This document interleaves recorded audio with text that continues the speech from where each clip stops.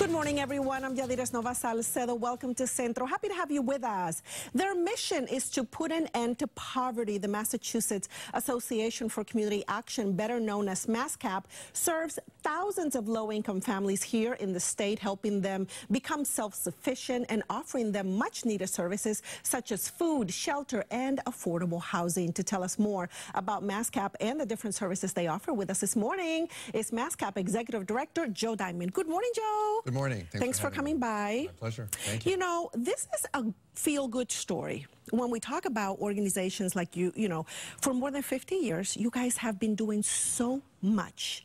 Talk to us about MASSCAP.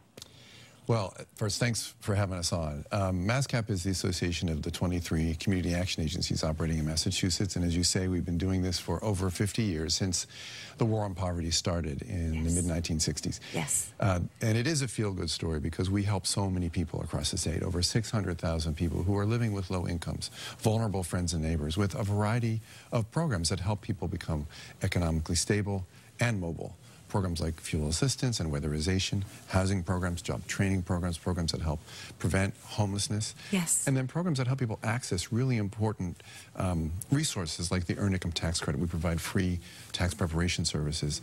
And of course, services to seniors. So it's a wide variety. You have so many different programs. And I want to ask, Joe, has it gotten better since the war on poverty started more than 50 years ago? Has it gotten better?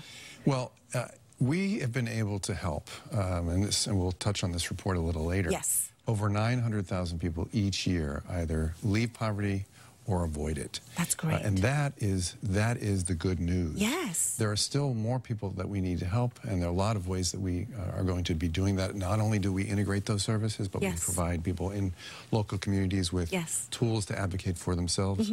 One of the big campaigns now we're involved with is asking the governor to add $30 million to fuel assistance this year. And we've actually been working with legislators. There's a letter that's gone from the legislature to the governor today with over 70 signatures on it, bipartisan legislators from the Senate and the House. I want you to touch on that a little bit more, because I know fuel assistance, especially with the cold weather we've been having. Talk to us a little bit about the program, and can people call you guys to maybe be eligible for the program as well?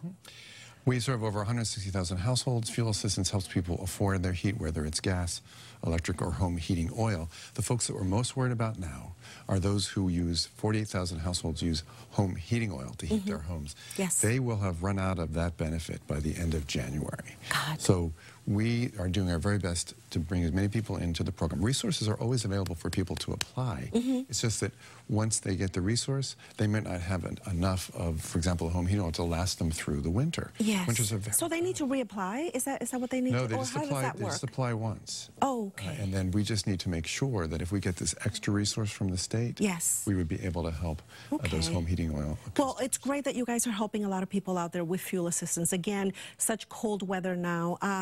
Talk to us about a poverty report that you guys just came up with. What came out of this report? Well, it's a report that we've done with Mass Budget and Policy Center 3 times now. This is an update. We think it's incumbent on us as a federally mandated anti-poverty agencies to do a report that raises awareness, continues to raise awareness about poverty in Massachusetts. Massachusetts happens to be one of the most unequal states in the union. While it does show that we've helped over 900,000 people avoid or get out of poverty, there are still many more people that we need to help, and partially, or in large part, that has to do with wages. Wages have been stagnant since the late 1970s. People work 1 and 2 and 3 jobs, and they still are having trouble getting by. Yes. So we are dedicated to helping those folks to do that, and we're raising awareness across the state. We've had 6 forums about the report in Lawrence, in Quincy, in Boston, in Worcester, Springfield, and in Berkshire County. How about with the government shutdown also? How is this really, It's that is a challenging situation for so many people across the Commonwealth. What we are able to do, because the programs that we run actually were funded. So we're able to help people with the programs that we offer, because those have been funded, and we're sympathetic, certainly, to what people are feeling. But we are open for business.